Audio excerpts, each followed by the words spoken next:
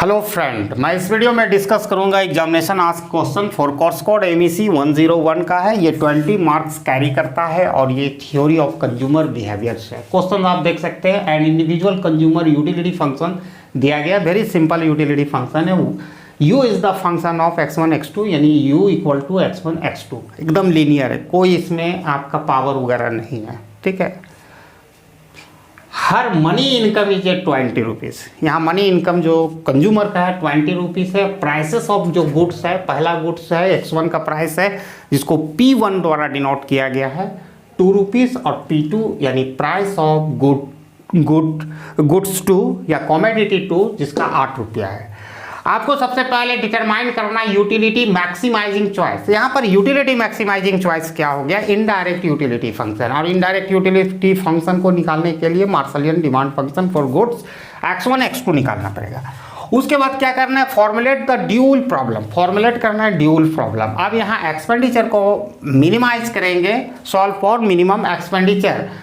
यहाँ पर एक्सपेंडिचर को मिनिमाइज करके हम वो मैक्सिमाइज लेवल ऑफ यूटिलिटी को प्राप्त करने के चाहेंगे। इसीलिए क्वेश्चन में बहुत ही clear big can and indication या इशारा किया है कि सॉल्व करें मिनिमम एक्सपेंडिचर फंक्शन, यानी एक्सपेंडिचर फंक्शन को मिनिमाइज करें।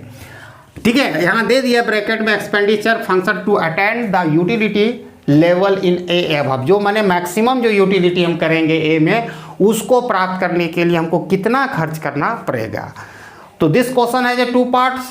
ठीक है, and each part carry 10 marks और aggregate marks this question carry 20 and it is asked under section 1A and before starting of solution for this problem, I would like to request each and everyone who are watching my channel and video, please subscribe, share, give like as much as you can and आपको कीजिए, इतना करना बनता है। आप subscribe करें if you come first time at my channel, और share करें। ठीक है, लिंक दें दूसरे लोगों को भी ताकि वो भी सीख सके सोल्यूशन। और don't worry your background is mathematical और not, it doesn't matter. Each and every concept you will be able to grasp. You need to watch my video till end. चलिए स्टार्ट करते हैं। तो फर्स्ट पार्ट का solution start करते हैं। पहले formulate करते हैं, मैक्सिमाइज करना है। ठीक है, मैक्सिमाइज किसको करना है भाई? यूटिलिटी को करना है। तो करते हैं, सारा इंफॉर्मेशन हमारे पास है। ठीक है, तो यहाँ पर हमारा जो इंफॉर्मेशन है वो हम लोग लिख लेते हैं। एक इंफॉर्मेशन से दूसरा इंफॉर्मेशन तरफ हम बढ़ जाएंगे। ठीक है, तो स्टार्ट करते हैं मैक्सिमाइज। ठीक है, यहाँ मैक्सिमाइज कर रहे हैं utility u equal to x1 x2। ठीक है, subject to budget constraint, subject to budget constraint। अब सब्जेक्ट टू बजट कंस्ट्रेंट क्या है भैया? देखो, हम डायरेक्ट भी लिख सकते हैं लेकिन हम लिखेंगे नहीं। P1 x1 plus P2 x2 equal to I बराबर इनकम। हम सारा वैल्यू P1 P2 का भी दे सकते हैं, इनकम का भी दे सकते हैं, लेकिन अच्छा नहीं होगा। हम डायरेक्ट जब निकालेंगे मार्शलियन डिमांड फंक्शन तो वहाँ दे देंगे। अभी इसी फॉर्मेट में अलजेब्रिक में रहने दो। ठीक है, तो यहाँ पर हम लोगों को क्या करना है? मैक्सिमाइज करना है यूटिलिटी फंक्शन। अब हमारे पास दो ऑप्शन है, दो रास्ता है। ठीक है, दो रास्ता है। या तो आप लैग्रेंजियन मेथड को अप्लाई करके बना सकते हो, लेकिन उसमें एक इन्वॉल्व होता है कि उसको first order second order check करना पड़ेगा। एक इकोनॉमिक्स मेथड है जिसको हम लोग स्टैंडर्ड 12 से पढ़ते आ रहे हैं, कि जैसा कि जानते हैं marginal utility of goods x1 by marginal utility of goods x2 equal to ratio of their prices. Once again, ratio of marginal utilities of commodity x1 x2 equal to ratio of their price. ये एक formula है। Now question arises how marginal utility of goods x1 and x2 is calculated। एक बार निकालेंगे, दोनों में use करेंगे। देखिएगा कैसे करते हैं। तो marginal utility of goods x1 को का कैलकुलेशन कैसे होता है? पार्शियल आपको डिफ्रेंशिएटिंग करना पड़ेगा यूटिलिटी फंक्शन को। किसके रिस्पेक्ट में? अगर x1 के रिस्पेक्ट में आप इसका पार्शियल डेरिवेटिव लोगे तो ये एल्ड करेगा marginal utility for goods x1। तो ऑब्वियसली है यहाँ 2 हमारा है और पार्शियल डेरिवेटिव में हमको ये पता है कि जब एक का हम रेट ऑफ चेंज मापते हैं at the same time another variable is held constant, तो यहाँ पर ये कांस्टेंट होगा तो x2 होगा। अगर किन्हीं को दिक्कत होगा पार्शियल डेरिवेटिव में, large number of video is available at my channel, ठीक है। अब इसी तरह marginal utility of goods x2 निकालेंगे तो difference partially differentiating utility function with respect to goods x2, तो x1 is a coming. Partial आपको पास अगर if you have a knowledge of partial derivative तो you are getting everything very clearly, ठीक है। तो ये हो गया। अब ये दोनों जो निकाले हैं वैल्यू यहाँ पर पुट कर दो, x2 upon x1 equal to P1 P2। अब क्या करना है, क्रॉस मल्टीप्लाइकेशन कर देना है। मेरा काम हो गया इसको निकालने का काम, उसको क्रॉस मल्टीप्लाइकेशन करेंगे, ठीक है। तो करते हैं हम, तो यहाँ पर हो जाएगा P2 x2 P1 x1। अब देखो, अब यहाँ पर इसको एक रिलेशन बन गया है और इस रिलेशन से हम x1 और x2 का वैल्यू निकाल सकते हैं। तो x1 इक्वल टू हमारा हो जाएगा P2 x2, ठीक है, divided by P1 and x2 equal to P1 x1 by P2। अब इतना आता है, आप x1 निकालोगे तो ये P1 जाके इधर डिवाइड होगा, x2 यहाँ का वैल्यू निकालना चाहोगे तो ये P2 इधर जाके डिवाइड होगा। मैंने वही काम किया है, कुछ नया नहीं किया है यहाँ पर। तो x1 equal to P2 x2 by P1 and x2 equal to P1 x1 by P2। अब हमारे पास x1 और x2 का वैल्यू निकल गया और ये वैल्यू हमारा ब्रैकेट में रखते हैं। जब हम ड्यूल प्रॉब्लम करेंगे तो वहां भी इसको यूज करेंगे, मतलब एक तीर से 2 शिकार। You can kill 2 birds with 1 arrow या 1 स्टोन, जो भी कहावत हो, ठीक है। अब आपका क्या है, नेक्स्ट टारगेट है इस क्वेश्चन में, उस पर हम लोग काम करेंगे। अभी we are solving first part of this question, utility maximising choice. In order to get utility maximising choice we need to get first Marshallian demand function, ordinary demand function, uncompensative demand function. एक ही demand function का इतना नाम है for goods x1 x2। तो क्या करना है कि budget constant, whatever the budget constant दिया गया है, P1 x1 plus P2 x2 equal to I। This is the budget constant. You need to substitute the value of x2 in order to have or derive Marshallian demand function for commodity x1। अगर आप Marshallian demand function for commodity x1 चाहते हैं तो आपको x2 का value देना पड़ेगा, just उलट कर। अगर x1 का चाहेंगे तो ये x2 का वैल्यू देना पड़ेगा। अगर x2 के लिए आपको फर्स्ट में निकालना है तो x1 का वैल्यू पुट करना पड़ेगा। तो वेरी सिंपल है, P1 x1, मैं यहाँ पर सब्स्टिट्यूट कर रहा हूँ x2 का वैल्यू, चूंकि हम सीरियल नंबर में x1 कमोडिटी का मार्शलियन डिमांड फंक्शन को गेट करना चाहते हैं। तो P2 x2 equal to P1 x1 by P2 equal to I। तो ये P2 कैंसिल, ये जुट जाएगा 2P1 x1, जोड़ दो भैया, अलजेब्रिक I। तो x1m, what is the x1m? It is indicating the Marshallian demand function for commodity x1, I by 2P1। अब यहाँ पर आसानी से आप इनकम आपको कितना दिया गया है, 20 दिया गया है, मैंने 20 लिखा, 2 इंटू P बराबर कितना दिया गया, P1 इक्वल टू 2, तो ये हो गया 20/4 और 4×5 = 20 होता है। यानी XM मैं यहां लिख लेता हूं, XM यानी Marshallian demand function for commodity x1 का जो वैल्यू आया 5 यूनिट, ठीक है।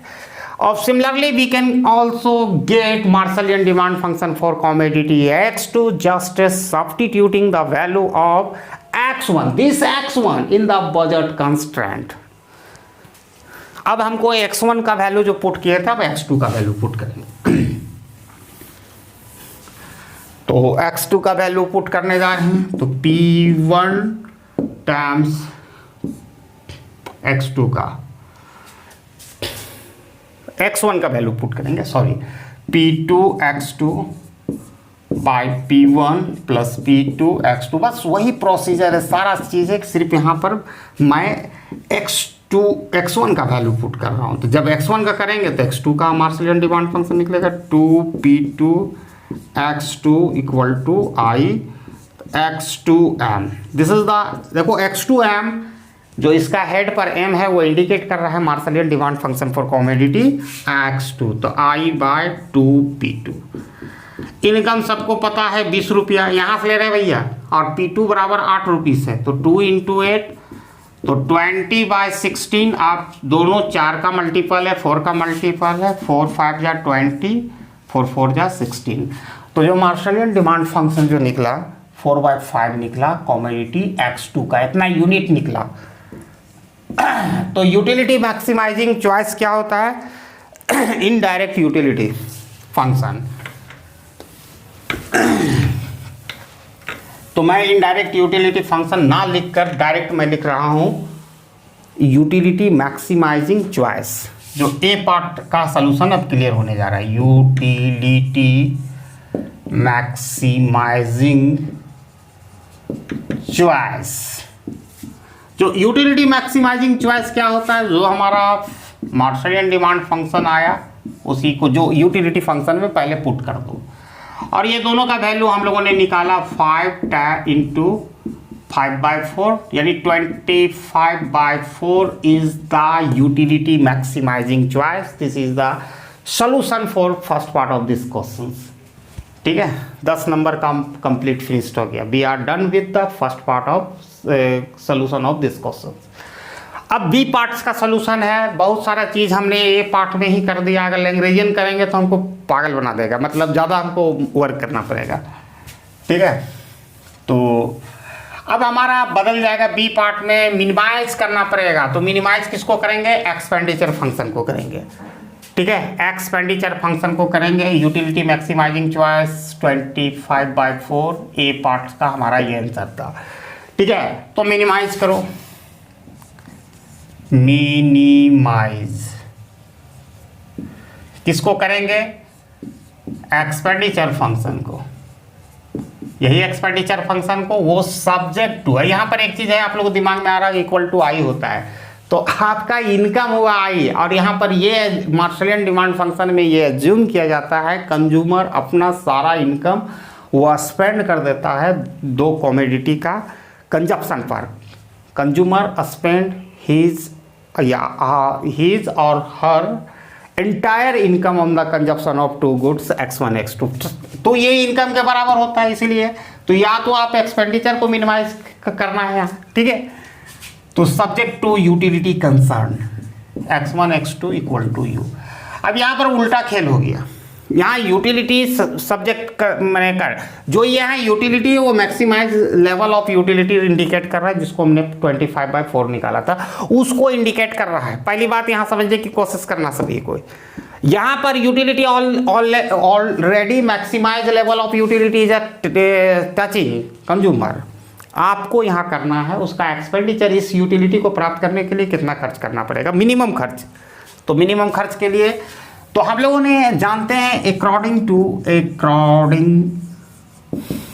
To मार्शलियन utility analysis,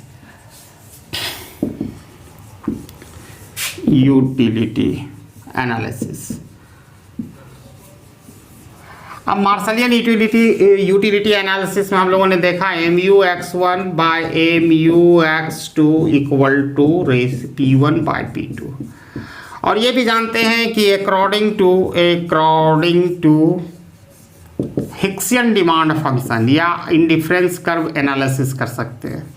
Hicksian demand function या इंडिफरेंस कर्व एनालिसिस करो। इंडिफरेंस कर्व को डेवलप किया था professor Hicks, JR Hicks and Allen, RJD Allen. ठीक है, तो इंडिफरेंस कर्व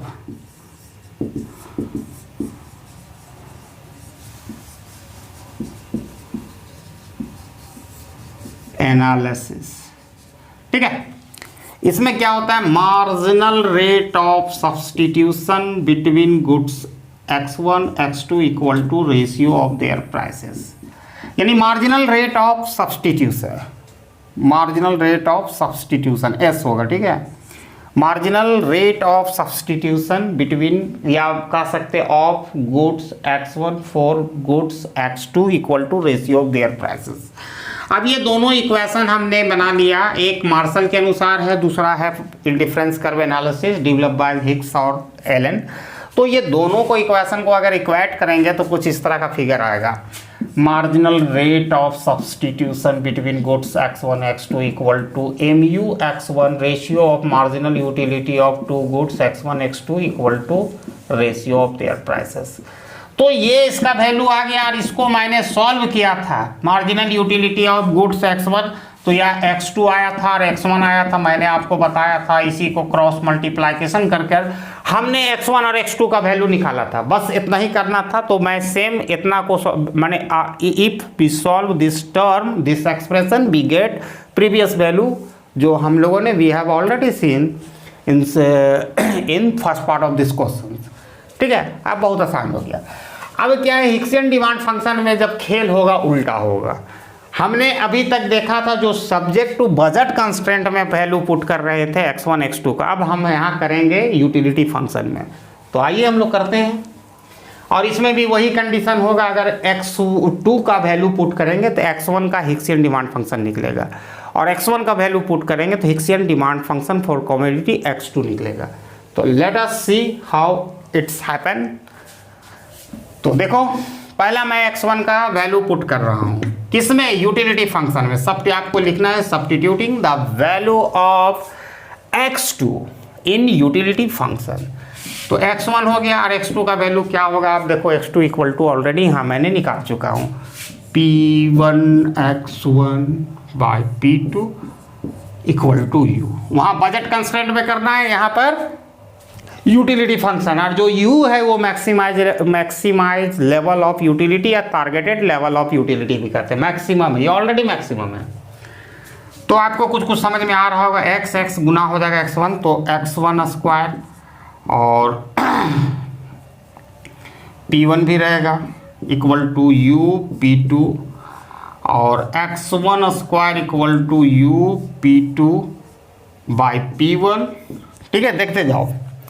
अब ये जो x1 है इसका स्क्वायर उधर क्या होगा, स्क्वायर रूट हो जाएगा, तो u to the power half, p2 to the power half और p1 to the power half, ये आ गया। जो ये निकला वही Hicksian demand function for goods x1 निकल गया। Similarly now we are substituting the value of x1 in utility function in order to have Hicksian demand function for commodity x2, जो बस वही है x1 x2 equal to u। x1 p2 x2 p1 और x2। अब कैसे कैसे आ रहा है देखो, x1 का वैल्यू यहाँ से भैया कॉपी पेस्ट कर रहे हैं, हम कुछ नहीं कर रहे हैं, कोई इसमें तीर मारने वाली बात नहीं, खाली समझना है, कंसेप्ट अपने आप बनते जाएगा। p2 equal to u times p1। अब इसको सॉल्व करेंगे, x2 square u p1 bye p2। अब एक स्टेप और करेंगे, यहाँ पर स्क्वायर तो स्क्वायर रूट हो जाएगा, x2 equal to u to the power half, p1 to the power half, p2 to the power half. अब यहाँ देखते जाओ, ये जो निकला हिक्सियन डिमांड फंक्शन जिसको h2x से डिनोट कर रहे हैं, Hicksian demand function for goods 2 निकला। तो हम लोगों ने अब तक दो चीज़ निकाला, x1h equal to u to the power half, p2 to the power half, p1 to the power half, और x2h Hicksian demand function for commodity 2, u to the power half, p1 to the power half और p2 to the power half. ठीक है, ये निकल गया। और expenditure कैसे निकलता है, expenditure function which is the function of targeted level of utility and prices of goods होता है। You can see here how it is a calculated. सारा का वैल्यू मैंने ऑलरेडी रिजल्ट को लिख लिया हूँ, कोई घबराने की बात नहीं।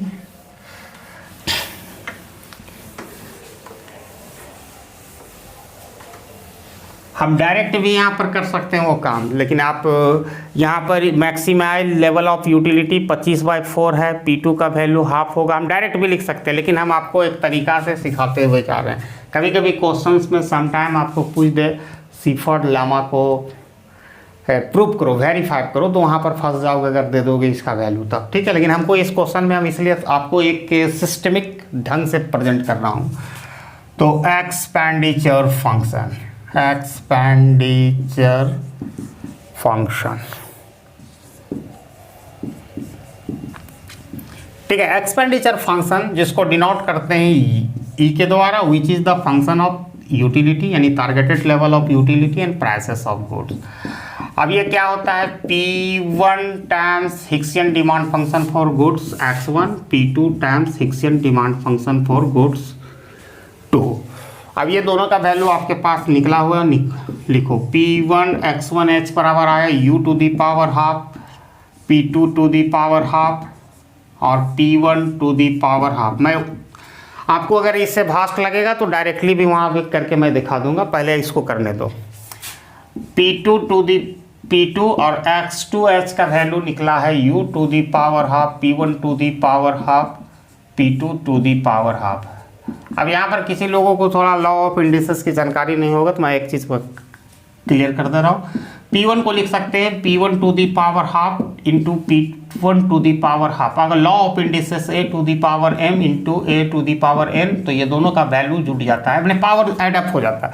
तो P1 का पावर हाफ आप जोड़ेंगे 1 हो जाता है। तो मैं यहाँ पर अगर इसी चीज़ को मैं लिखूँ P1 to the power half, P1 to the power half, ठीक है, U to the power half, P2 to the power half और P1 to the power half. बोलिएगा कैसे आप लिखते जा रहे हैं। तो ये देखो P1 इक्वल टू हमने बता दिया लॉ ऑफ इंडिसेस से, दोनों का बेस सेम है तो ये होता है। तो P1 इक्वल टू इतना हम लिख सकते हैं, तो मैंने वो लिखा, बाकी भैया वही एज ए चीज़ किया। अब इसी तरह P2 को भी लिख सकते हैं P2 to the power half, P2 to the power half, बाकी एज इट इज लिखाएगा U to the power half, P1 to the power half by P2 to the power half. अब यहाँ देखो ये P1 to the power half और ये P1 to the power half चुड़ैल की कसम खत्म हो जाएगा। यहाँ भी यही हाल होने वाला है। अब इसको थोड़ा सा सजा देंगे तो U टू दी पावर पहले हम हाफ लिखते हैं, P1 to the power half लिखते हैं, P2 to the power half लिखते हैं, प्लस करते हैं U to the power half लिखते हैं, P1 to the power half लिखते हैं, P2 to the power half लिखते हैं। ये दोनों को जोड़ते हैं, यही हमारा एक्सपेंडिचर फंक्शन आता है। लेकिन अभी भी बात नहीं बना, इसमें भी कुछ करना पड़ेगा। ये दोनों को जोड़ेंगे तो 2 भी तो लिखना पड़ेगा, ठीक है। ये दोनों जुड़ जाएगा तो 2 होगा। तो यही एक्सपेंडिचर फंक्शन है U which is the function of targeted level of utility and prices of goods। अब यहाँ तक निकाल लिए हैं तो इसका मतलब नहीं कि काम खत्म हो गया हमारा, इसका वैल्यू भी दिया गया है। तो फिर हम आते हैं जो एक्सपेंडिचर फंक्शन हमने निकाला, यहाँ हम उसको लिखते हैं जो हमारा रिजल्ट आया है और फाइनलाइज करते हैं अपना आंसर को, और दोनों तरह से हम निकाल के आपको दिखाएंगे। वो भी छोड़ दीजिए वहाँ पर, जिनको इतना करने की ज़रूरत होगा 2U to the power half, P1 to the power half और P2 to the power half.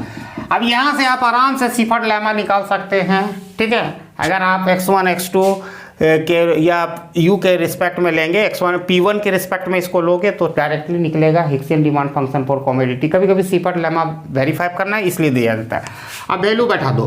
Targeted level of utility हम लोगों ने निकाला 25/4, फर्स्ट A पार्ट में निकाला, ठीक है।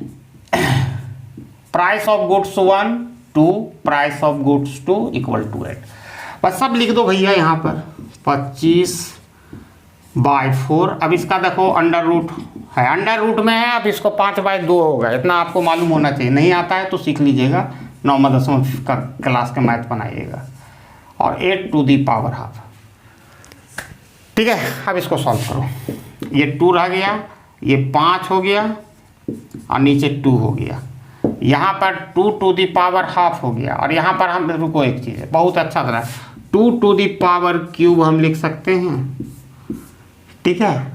2 बार क्यूब करेंगे तो 8 होगा, 2 2 जा 4 4 2 जा 8 और 1/2 है। अब लॉ ऑफ इंडिसेस से आप बना लोगे आराम से, ये 2 2 कैंसिल, यहाँ पर 5 निकला, यहाँ 2 टू दी पावर हाफ और यहाँ 2 टू दी पावर 3/2।